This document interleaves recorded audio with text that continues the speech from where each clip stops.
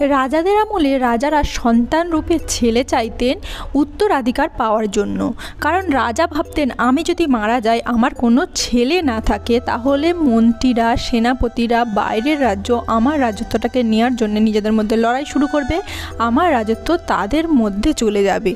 সেই হিসাবে আমার যদি একটা ছেলে থাকে তাহলে আমার রাজত্ব সে পাবে, তার ছেলে থাকলে সে পাবে। দ্বিতীয়ত, রাজারা ভাবতেন আমার বংশে যদি ছেলে থাকে, সে যদি অন্য কোনো রাজার মেয়েকে বিয়ে করে আসে তাহলে আমার রাজত্বটা আরও একটু বেড়ে যাবে। তৃতীয়, অনেক ধর্মে প্রচলিত ছিল বা এখনও হয়তো আছে যে ছেলে থাকলে বাবা মার যদি মুখাগ্নি করে তাহলে বাবা মা স্বর্গে যাওয়ার চান্স পায়। আর এখনকার সময়ে বাবা মারা ছেলে চায় যাতে বৃদ্ধ বয়সে বাবা মাকে ছেলে খাওয়াতে পারবে। কারণ রোজগার করা, বাইরে যাওয়া, এটা তো মেয়েদের কর্ম নয়, এগুলো একমাত্র ছেলেদের শোভা পায়। তাছাড়া বাইরের দুনিয়া মেয়েদের অন্য নজরে দেখে, তাদের ওপরে রাক্ষসের মতো হামলে পড়ে। তো সেই হিসাবে একটা ছেলে থাকলে বৃদ্ধ বয়স আর ভাবতে হবে না যে আমার চলবে কী করে, আমাকে খাওয়াবে কি, আমাকে দেখবে কি। ঠিক বললাম তো?